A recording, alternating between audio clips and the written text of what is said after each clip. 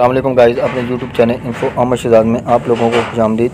آج کی ویڈیو میں ہم بات کریں گے معاشرہ اور ہمارے فرائض۔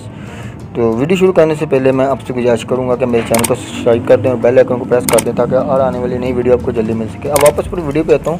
معاشرہ اور ہمارے فرائض۔ بطور مسلمان اللہ پاک نے ہمیں اپنے مسلمان بہن بھائیوں کے ساتھ بھلائی کا حکم دیا۔ اسلامی تعلیمات بھی ہمیں اسی چیز کا درس دیتی ہے کہ لوگوں کے ساتھ اچھا کرو۔ آج میں آپ کو کچھ باتیں بتاؤں گا جن کو اپنا کر آپ بہت کچھ حاصل کر سکتے ہیں۔ آپ نے ایک کام کرنا ہے اور اس کو اپنی زندگی کا معمول بنا لینا، حصہ بنا لینا ہے۔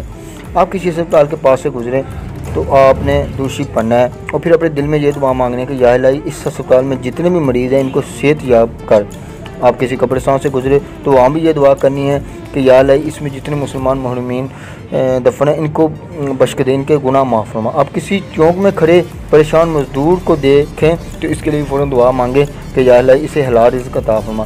آپ کسی ایمبولینس کو ایمرجنسی کی حالت میں جاتے دیکھیں تو فوراً یہ دعا مانگیں کہ یا الہی جس مریض کو لے کے جا رہی ہے لے کے آ رہی ہے تو اسے جلدی جلدی صحت یاب کر۔ آپ کسی مسلمان کو مصیبت میں دیکھیں تو اس کے لیے بھی دعا کریں۔ یقین جانیں یہ ایسے عمل ہے جن سے آپ کے اندر ایک احساس پیدا ہو سکتا ہے، لوگوں سے محبت کا، خلوص کا۔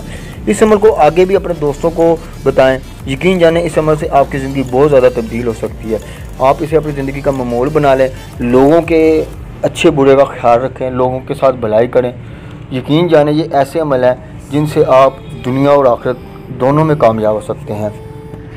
اور ایک بات اور آپ سے کرنا چاہوں گا کہ جو کسی مسلمان کی مصیبت دور کرتا ہے اللہ تعالیٰ قیامت کے دن اس سے کی مصیبت دور کرے گا، اس کی پریشانی دور کرے گا۔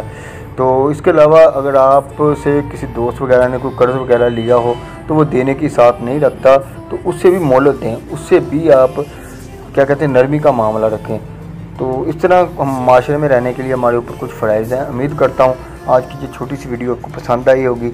اپنا بہت سارا خیال رکھیں، میرے اس چینل کا بھی اگلی ویڈیو میں ملیں گے۔ پاکستان زندہ باد، پاکستان پائندہ باد۔